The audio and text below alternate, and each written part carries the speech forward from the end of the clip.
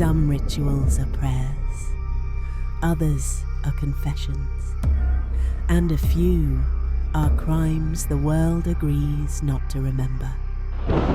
Tonight, a crown will be forged in shadow.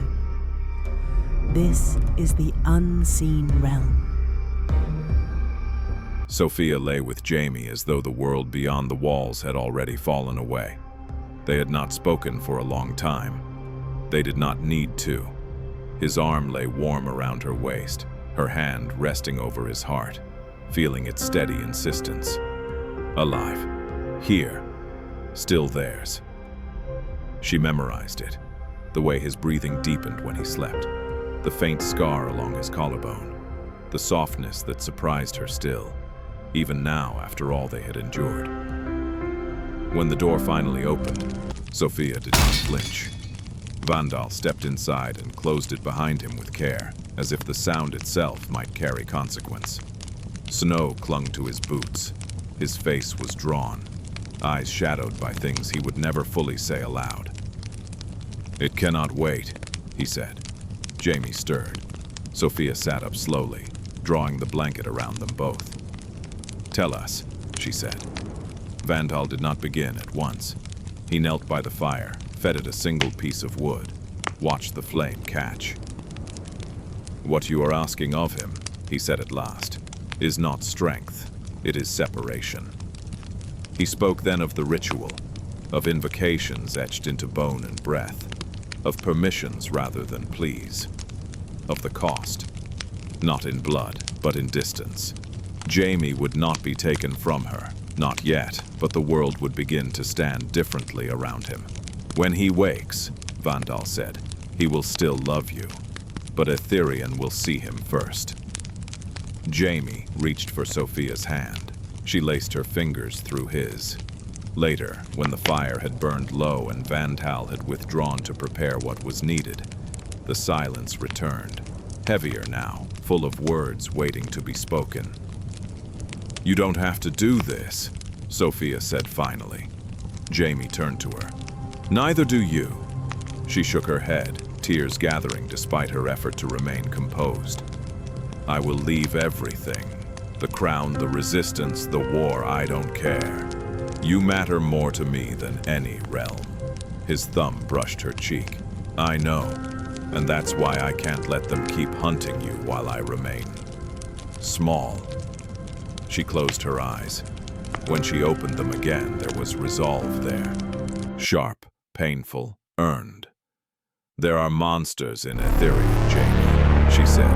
"Not legends, not stories we tell children, real ones." She named them quietly. Verceris, Thalarin, the Sea Wraith, and then after a breath, she did not realize she'd been holding. "Vigar." Her voice faltered. Jamie felt it immediately. The tension in her shoulders, the way her fingers tightened in his. "Why him?" he asked. She looked away toward the window where the forest pressed close. "Because Vigar took everything from me," she said, "and even that was not enough for him." She told him then, not as a queen reciting history, but as a daughter unearthing grief. Of the gods who shaped Etherean as their final, perfect work. Of the first keepers, Verceris and Thalarin, cast out for cruelty. Of Vigar, the greatest of them, who learned to nurture, to build, to listen. And then... "My mother," Sofia said. Catherine Valrin. Born of the West, daughter of King Edric Valrin. Mortal, tireless, radiant, not in beauty alone, but in will. Vigar saw her and felt what he was never meant to feel. They loved each other, Sofia said softly. Not as myth, not as temptation, as equals. Vigar left her to beg the gods for release, to live as a man beside the woman he loved. They cast him into nothingness instead. Feeling was the greatest infraction a god could harbor. She spoke of exile, of return, of betrayal, of how Vigar came back too late, and how her mother had already become queen of the Solarian Dominion beside Alistair Harker, the only man she ever truly loved. "When my mother loved," Sofia whispered. She gave everything. There was nothing left for Vigar. Rage replaced love. Creation burned. Vigar murdered my father, Alistair Harker, but spared Catherine. She sent me away, Sofia said, voice breaking, to another world, to hide me. Then she went to Vigar and pretended to love him again, just long enough to be sure I was safe. She wiped her tears with the heel of her hand, furious at them. When she knew I was beyond his reach, she built a pyre, she said, and she burned. Jamie pulled her into his chest as her body shook. He said nothing. There were no words large enough. The ritual began at dawn. Jamie drank the concoction without hesitation. It tasted of ash and iron and something ancient that recoiled from being named. His body stilled. His breath slowed until Sofia had to press her ear to his chest to be sure he still lived. "He will wake tomorrow," Vandal said. "Do not disturb him." "I won't," she replied. "I'll stay." But fate did not allow that. A sudden knocking at the cabin door pushed Sofia to her feet. She stood very still, listening as the pounding came again, harder this time, urgent, afraid. The sound carried through the cabin like a crack in ice. Vandal met her eyes. "They've crossed the spiritual forest," he said. "Vigar's men." Her gaze flicked to Jamie. He lay unmoving, breath shallow, skin pale, something working beneath him that did not yet belong to the waking world. If they found him like this, half between states, he would not even have the mercy of a fight. For one unbearable moment, Sofia did nothing. Then the fear came, sharp, physical, the kind that clawed at the chest and begged her to stay, to hide, to cling to what little time remained. Leaving him felt like tearing herself in two. "I can't lose you," she whispered, more to herself than to anyone else. But she already knew. If she stayed, she would lose him anyway. She closed her eyes once, just once, then leaned down and pressed her forehead to his. "Forgive me," she breathed. "Please." Her lips brushed his, lingering, memorizing the feel of him alive beneath her mouth. Then she straightened, reached for her armor, and turned toward the door. Outside, the men of the resistance waited, faces drawn, weapons ready, shame heavy in their eyes. She turned to the men who had sworn themselves to her, the last of the crown guard who had followed her into exile and shame. "I will go," Sofia said. "I will yield." They stared at her as though she had spoken blasphemy. "No," one said quietly. Another shook his head. A third stepped forward, jaw tight, eyes wet with something long buried. "We left you once," he said. "We ran. We let fear make cowards of us." Silence fell heavy. "If we fall today," he continued, drawing his blade, "it will be as your shield, as it always should have been." Sofia swallowed. She wanted to argue, to command them away. But they were already moving. They rode. The clash came swift and merciless. Steel rang against steel. Snow churned red beneath boots. Sofia moved with intention, not rage, drawing men out, striking where armor gaped, refusing to waste motion.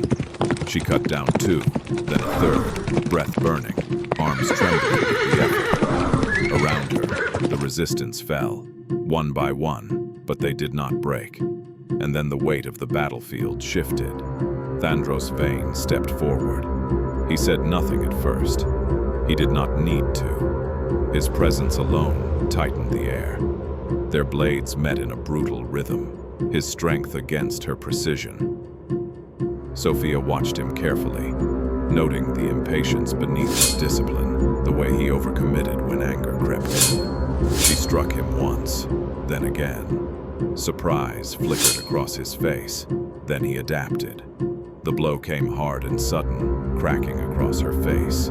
She felt bone protest, felt warmth spill down her cheek as she struck the ground, snow filling her mouth, blood thick on her tongue.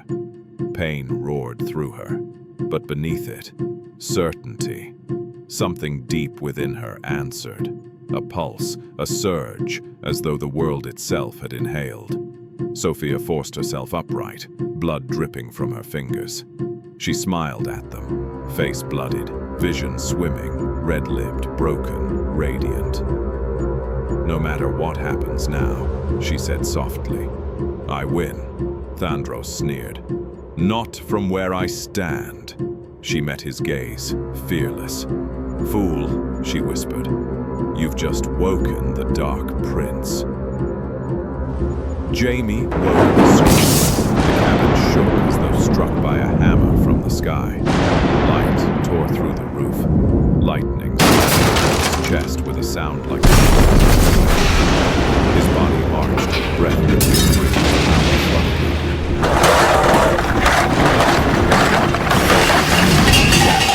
eyes burned white. Vandal stumbled back, then dropped to the floor, hands shaking as he knelt. "Azael Thornborn," he whispered, terror and reverence woven together. "The Dark Prince has come." Jamie lifted his head, and he saw, not with eyes alone. He saw Sofia, bloodied, shackled, surrounded. The world folded strangely around him, images overlapping, burning into his mind.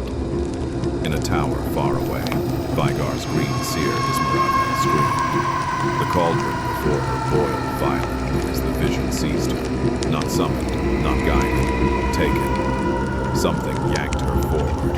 Her breath ripped from her lungs as the surface of the pool warped. She sensed it too late. Someone was looking back. Eyes opened inside the vision. Vast, ancient, burning with a grief so immense it bent the threads of fate around it. "Azael Thornborn," she murmured, fear written all over her eyes. Jamie did not know what she was seeing, only that this woman knew, that she watched Sofia, that through her gaze, chains had been placed. Ismaravel turned, terror flooding her face as his presence eclipsed her own spell. "No," she whispered.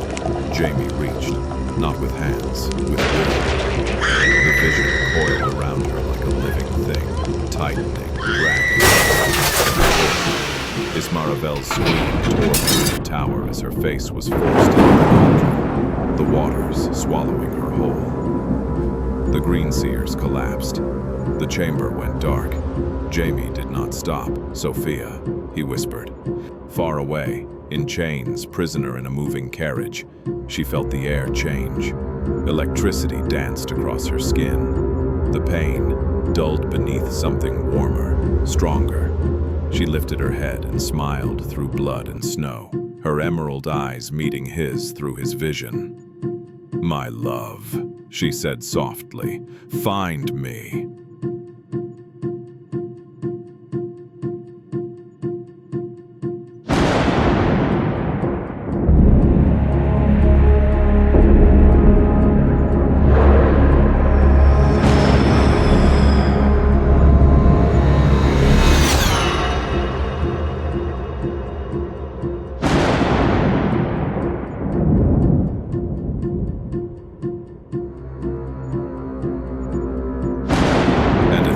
Trembled, for the Dark Prince had taken his first step into a world reborn.